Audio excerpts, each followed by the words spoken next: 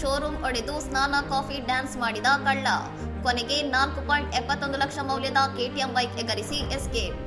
ವಾರಣಾಸಿಯ Triumph automobile ಶೋರೂಮ್ಗೆ ತಡರಾತ್ರಿ ನುಗ್ಗಿದ ಕಳ್ಳನೊಬ್ಬ ಬೆಲೆ ಬಾಳುವ ವಸ್ತುಗಳನ್ನು ಕದಿಯುವ ಬದಲು ಸ್ನಾನ, ಕಾಫಿ, ಸಂಗೀತ ಹಾಗೂ ಡ್ಯಾನ್ಸ್ ಮಾಡುತ್ತಾ ಸುಮಾರು 4.5 ಗಂಟೆಗಳ ಕಾಲ ಆರಾಮಾಗಿ ಕಾಲ ಕಳೆದಿರುವ ವಿಚಿತ್ರ ಘಟನೆ ನಡೆದಿದೆ.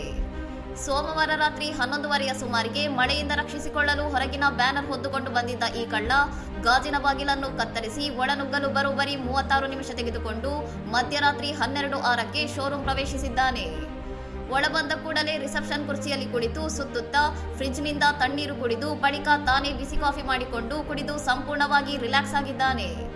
ನಂತರ ಶೋರೂಮ್ ವಾಶ್ರೂಮ್ನಲ್ಲಿ ಸ್ನಾನ ಮಾಡಿ ತನ್ನ ಒದ್ದೆ ಬಟ್ಟೆಗಳನ್ನು ಬೈಕ್ ಮೇಲೆ ಒಣಗಲು ಹಾಕಿ ಹೊಸ ಮೋಟಾರ್ ಸೈಕಲ್ ಕವರನ್ನು ಲುಂಗಿಯಂತೆ ಸುತ್ತಿಕೊಂಡು ಕಂಪ್ಯೂಟರ್ನಲ್ಲಿ ಹಾಡು ಹಾಕಿ ಡ್ಯಾನ್ಸ್ ಕೂಡ ಮಾಡಿದ್ದಾನೆ.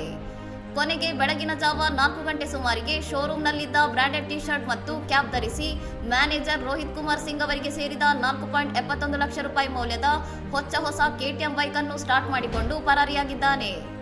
ಮರುದಿನ ಬೆಳಿಗ್ಗೆ ಈ ಕಳ್ಳತನ ಬೆಳಕಿಗೆ ಬಂದಿದ್ದು, ಸಿಸಿಟಿವಿ ಕ್ಯಾಮೆರಾದಲ್ಲಿ ಸೆರೆಯಾಗಿರುವ ಕಳ್ಳನ ಈ ಅಸಾಮಾನ್ಯ ವರ್ತನೆಯ ಸಂಪೂರ್ಣ ದೃಶ್ಯಾವಳಿಗಳು ಹಾಗೂ ಬೆರಳಚ್ಚುಗಳನ್ನು ಆಧರಿಸಿ ಪೊಲೀಸರು ಹಾಗೂ ವಿಧಿವಿಜ್ಞಾನ ತಂಡ ತನಿಖೆ ಚುರುಕುಗೊಳಿಸಿದೆ.